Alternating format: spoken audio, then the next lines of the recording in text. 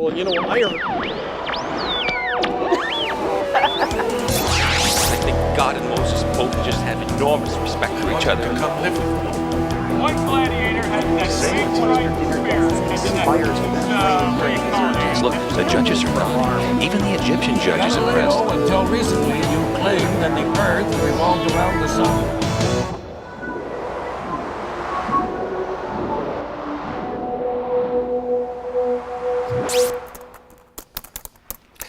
Hello and welcome to History Bites. I'm Rick Green. Let's talk about love. We all know how romance works: flowers, chocolate, perfume. And I always figured the traditional do's and don'ts of dating had been around forever, and that these rituals had finally been captured in poems and songs and then promoted by the media to sell flowers, chocolate, and perfume. So I was surprised to learn it's actually the other way around. First came songs and poems, then people started following the rules. In fact, amazing as it may sound, romantic love was created by the 13th century media. A guy named Guillaume wrote an epic poem, The Romance of the Rose, about a man trying to reach a maiden, the rose, in a walled garden. It had nothing to do with real life. Naturally, it was wildly successful. Eventually, everybody wanted real romance to work the same way. Men who had treated women like the family dog were suddenly worshiping the fair sex. Musicians roamed Europe singing songs of men who loved virtuous women. One troubadour named Ulrich took things to the extreme. So let's go back to Europe, 1250 AD, and discover courtly love through that beautiful creation which is dearest to our hearts, television. So, how was your day of rest? Did you go anywhere? No, Reg, I stayed right here. I was actually opening the Troubadour Festival, which is here in town now. Oh, yeah. And Yeah, yes, okay. thank Yeah, you. that's right. Yeah, I guess we got some Troubadour fans here today. Hey, and lucky you, because a bit later, we're going to be meeting one of the biggest names among the German troubadours, Ulrich von Liechtenstein. Yeah, that's right, Liechtenstein, very big. Yeah. Very big. Now, Yeah. you don't like troubadours very much, am I right? You know, they're very talented, but, you know, I like a little more action in my songs, you know? I like some swordplay, some bloody murders, that's what I want! See, now, I love troubadours. I am such a huge fan. Ah, you do, huh? Yes, absolutely. They come around to our castle all the time when my husband is away crusading. Oh, yeah, and- listen to you. Is your husband ever at home? I mean, hey, get this. I'm just popping out to Jerusalem, Kelly. Can you keep an eye on the castle for the next, 8 years? Come on, he's never at home! No, this is it though. I'm home alone, running everything. And so it's nice when a troubadour comes along and sings love songs. I love these songs about courtly love. All right, but don't you think, and I'm just playing the devil's advocate here, that the plots of these courtly love songs are just kind of, repetitive? No, not at all. I mean, okay, what is it? You got a lady of high birth who's married to a king or a lord. Yeah, or a baron. There's such variety. Okay, and there's a poor knight. Well, I was gonna say, there's always the poor knight. Poor knight. Who's in love with her? Yes, and she can't get married to him because she's married already, right? Yep, just like you. Yeah, just like you. like me and the troubadour. Which is why the legends of King Arthur or Tristan and Isolde are so big now. Yeah. Everyone's all nostalgic for the good old days in the I know. 800s and 900s. I know, I love it. They have these jousting shows now, and you go and you watch the fake battles. You see, I prefer those old action poems. You know, Gelman, you like those? Sure, the hero poems, where a big, muscular guy gets rich by killing his enemies. Beowulf or Great the Strong. Yes, exactly. Chop, stab, hack. You see, I get that. Yeah, a sword, a lord, and a treasure hoard. That's it. Got the flu? You need a spider in a raisin. But mashing your own spiders is messy. Luckily now there's Fruit Spiders. Fresh arachnids pre-rolled in ripe raisins. Convenient and great tasting. And kids love the raisiny taste. Yeah, well, my dad didn't have to be chivalrous to women. Your father couldn't be chivalrous if his life depended on it. He couldn't be chivalrous if the fate of the castle depended on it. Oh, yeah, well, he was lucky. Back when he was dating, women were, you know... What? Evil. Are you saying I'm evil? Listen, it was the priest who was saying it, you know, like, at least I think he was saying it because, like, he was saying it in Latin, yeah. But, you know, he was saying, like, Eve, like all women were Eve. Like women were the cause of the downfall of man and the source of all sin, yeah, which I actually like. Eve is out. Now women are like the Virgin Mary. The Virgin Mary? Mary was a virgin? Where did that one come from? Out east. Byzantium. The Virgin Mary is huge there. Huge, Ray. If you went crusading like your brother does, you'd know about these things. Okay, I got one question then, okay? Yeah? Jesus had a brother, right? James. Yes. Yeah, so how could Mary be a virgin? What? I'm just asking us all. Courtly love had its roots in the Islamic world. Writing poems about women who were totally unobtainable was natural in Arab nations where women spent most of their time segregated in walled compounds. Making ladies seem unobtainable was harder in Christian Europe, where women worked right alongside the guys farming the fields. Hard to create that aura of feminine mystery if she's covered with the same manure you are. So troubadours found a more European way to make women unobtainable. The lovers were separated not by walls, but by class, nobility, and birth. Ulrich von Liechtenstein. Ulrich, nice to see you. There's Kelly. Hey, Ulrich, I love the dress. Thank you so much. You know, Ulrich, it's great to have you on the show. Thank you. Okay, but first I have to ask, what is it with this lady's dress? I mean, are you trying to get out of the Crusades or what? No, not at all. I love fighting. I spend a lot of time jousting when I'm not singing, of course. No, this is me dressed up as Venus, the goddess of love, and I'm dressing as Venus for my big Venus dress. Do you wear this all the time? Yeah. See, I like to dress up as Venus, the goddess of love. If anyone denies the power of love, I whip it out. Oh, look at that thing! Boy, that's a two-hander, huh? My husband has a two-hander. If you're like me, you probably have a local shrine to the most popular of the traditional deities, the goddess Diana. And I'll wager church authorities want you to get rid of it. Rather than destroy your blasphemous icon, why not convert it into an acceptable one? Do a makeover from pagan to Christian. With the new cult of the Virgin Mary arriving from Byzantium in the east, this is really the perfect time for a goddess upgrade from Diana to Mary. And how about converting a Pan to Peter, or Zeus to Jesus? And despite this girlish getup, you're not kidding around here. I mean, this guy has fought in some major wars. Yeah, that's right, Regis. But these days, my message is not die, you infidel, but love. Thank you. Because, Regis, if I can get serious for a moment here, I really do believe that love conquers all, whether it's through flowers or poetry or a big sword smashing through your skull. Yeah, you see, okay. So when you write a love note, you decorate it with real hearts. Yeah. So let's go to a commercial now with some highlights of Ulrich's Venus tour. Your skin is as soft as a peach. Don't stay! That grows from the tree of my heart. Don't! Like a sweet woman! butterfly alighting in my dreams. Stop! I love!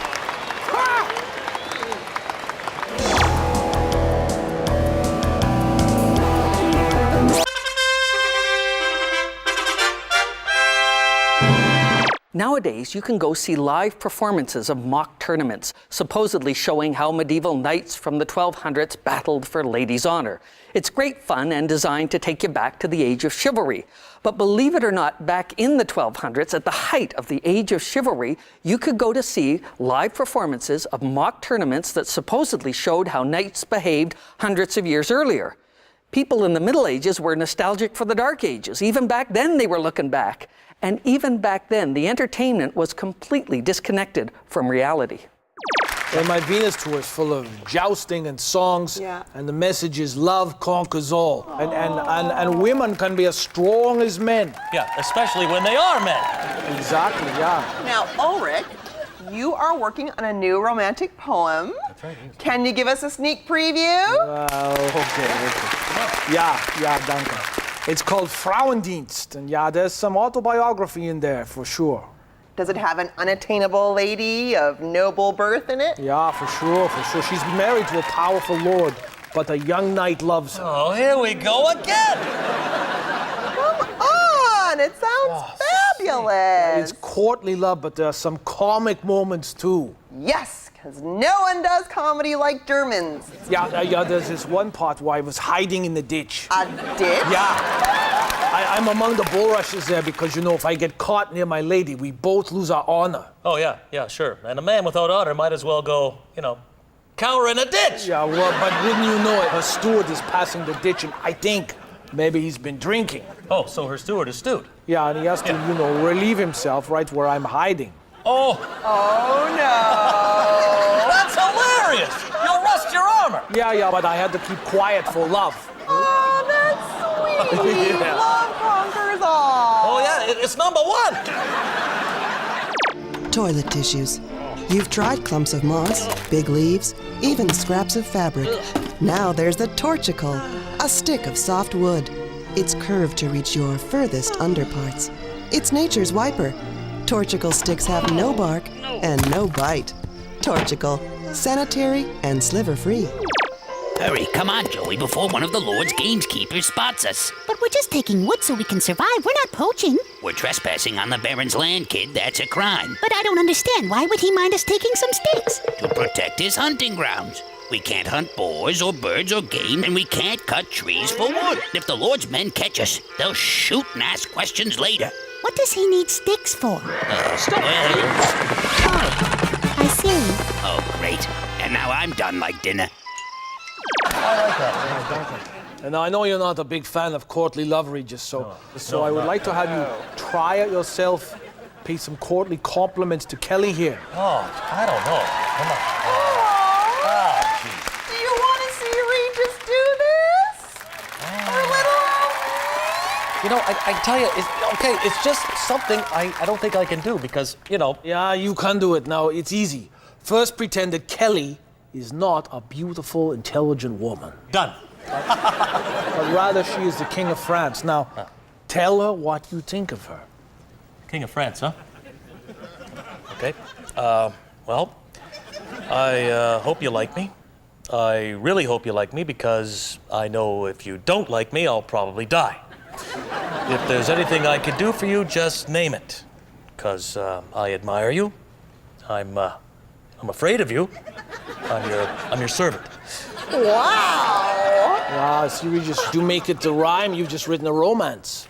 That's it? Yeah, that's it. Oh, so it's basically just a praise poem. Exactly. You take out the king, plug in the girl. They're both unattainable, right? Oh, yeah, which is just as well because, I don't kiss beards. If chivalry and courtly love had gotten European men singing a much more loving tune about women, there were other traditional beliefs that showed no signs of improving. After all, these were still medieval times.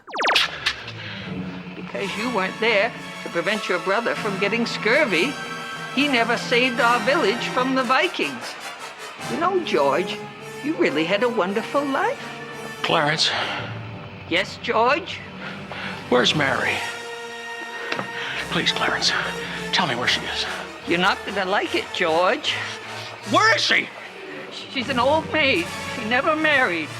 Oh, so she's still virtuous and pure. Well, that's all right. But where is she? She's just about to close up the library. Library? My wife reads books? Without you there to marry her, there was no one to prevent her from getting an education. I'm sorry, George. Okay, now, Helene is from Lesbos in Provence. Am I saying that right? Lesbos? We pronounce it Les Beaux here. Oh, well, that's a relief. And what do you do out there, Helene? I'm a gentlewoman, Regis. I live with my wonderful husband, a knight, and my 8 wonderful children, although my husband is away crusading right now. Yeah. Me too, Helene. Oh, yeah, things are tough all over when it's crusade time. Oh, I don't mind. Really? All the strong, brave fighting men are out of the country. Well, yeah. All those violent, heavily armed men are gone. It's safer. Plus, I get to manage our lands, travel to the Duke's court for court cases, get out. Yeah, okay. It's exactly the same for me, Helene. I have so much more independence during a crusade. Well, it's like a man. Okay, now how do you pronounce that town again? Because I'm starting to wonder about these women here. Okay.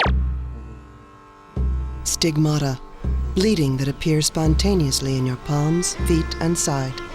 These miraculous wounds signify that you have been chosen by God. Yeah, chosen to be lonely. Boys just point, pray, and run away. Washing doesn't help, and bandages just mask the problem.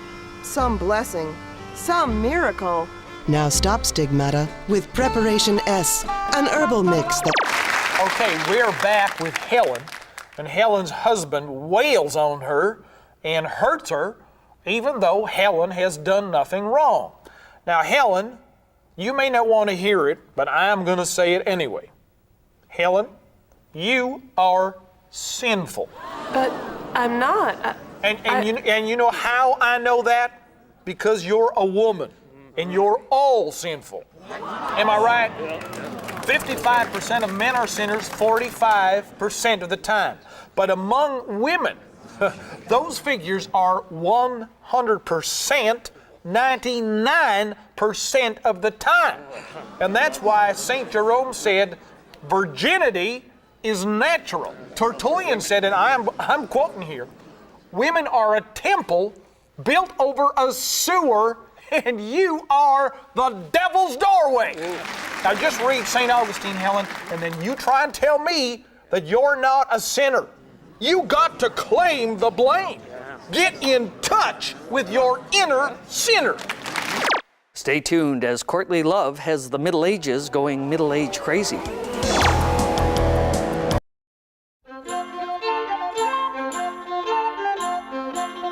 The invention of courtly love in the 13th century was more than a passing phase. For women, it represented a major step forward.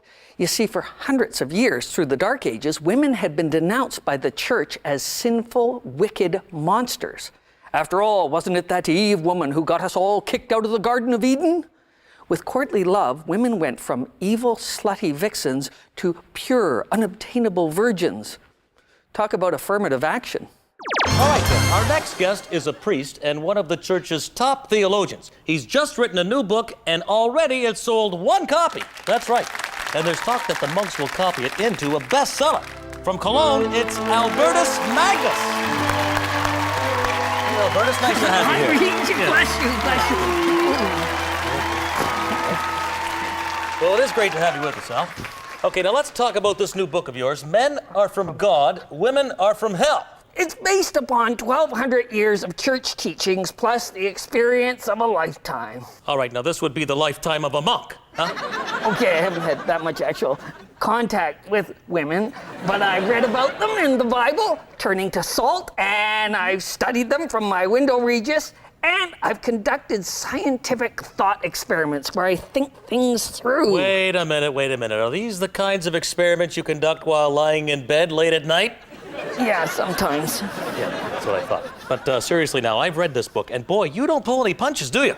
I tell it like it is, Regis. Women are bad. They commit crimes. They allow their female organs to make them hysterical. They're adulterous. They get men kicked out of Eden. They cause thunderstorms. They serve Satan. They steal. And they change the recipes of foods you really used to like. But you're not saying that men are better than women or women are better than men. No. Just the first one. What is it exactly that makes women so inferior? Interesting. Is it their shortness or what? No. It's biology, Regis. You see, women contain more liquid than men. History is full of examples. Eve, Delilah, Jezebel, and of course my Aunt Hildegard. The male mind, like mine, is logical and leans toward goodness. The female mind is emotional. I've done experiments, Regis. Love is just a sham. Oh, yeah? Well, we've got a little experiment of our own set up, Albertus. Hey, can we just get Ulrich out here again? Come on out here, Ulrich. Whoa, there you go. Now, Ulrich, you heard what Albertus said about love. I sure did, and monk or no, it's jousting time! Whoa! Hey, look at that! Wait a minute! That's not a real girl. Look what Gelman's got for you. You've got mail, chain mail. Albertus, you got to put this on. We're going to have a little trial by combat here. This is your fault. You, the temptress, the troublemaker with the protruding. So my boyfriend told me get thee to a nunnery, so I'm heading off for a life of quiet chastity and prayer and meditation. But nunnery, that's so unlike him.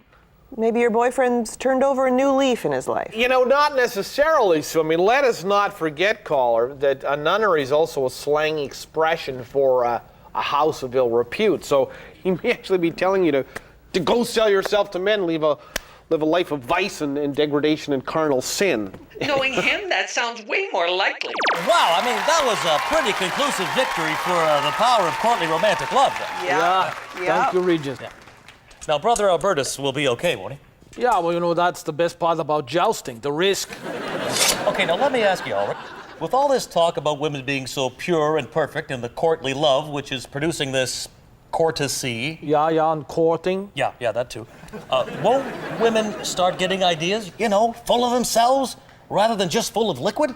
Because as Albertus pointed out, women can't be trusted. Yeah, right. I mean, they're going to start thinking, hey, we're going to go off and be knights as well, We're going to start telling our husbands what to do. Because I'm wondering that already. Right. Yeah. Well, I guess the thing is this, for you women who are home watching, these poems are a great escape, but they're still just entertainment. Oh, okay. You still have to obey your husband. Yeah. Guys, you can still come home and wail on your wife for looking at you funny. Oh, yeah, I hear you, boy. Those looks are the worst. If courtly love began with Guillaume's poem, The Romance of the Rose, it should have died 44 years later when another author, Jean de Meun, did a rewrite, adding 18,000 lines and basically spoofing the whole notion of romantic love. After all, back then, most couples lived common law, nobles married for power, and even popes had mistresses on mattresses. But romantic love was above all that, and it flourished. This romantic game for knights and nobles eventually, but gradually, led to real power for women. You respect me so much? Give me the vote. Life imitates art, the media changes society, and guys who thought they could play the game of courtly love without losing their dominance over women would eventually find that history, like love, bites. Ladies, these are just poems. They are written by men. I'll tell you, Regis, just because we let them rule our hearts doesn't mean we're going to let them rule the heart and the home or the country. I'm sure if Albertus were conscious, he'd agree with that. But, gee whiz, Ulrich, I felt like I was up on a pedestal. Yeah, right. That's where you should stay, on a pedestal. Unobtainable, unblemished, uninvolved. And with your mouth shut! Okay, now stay tuned. We've got more music, celebrities,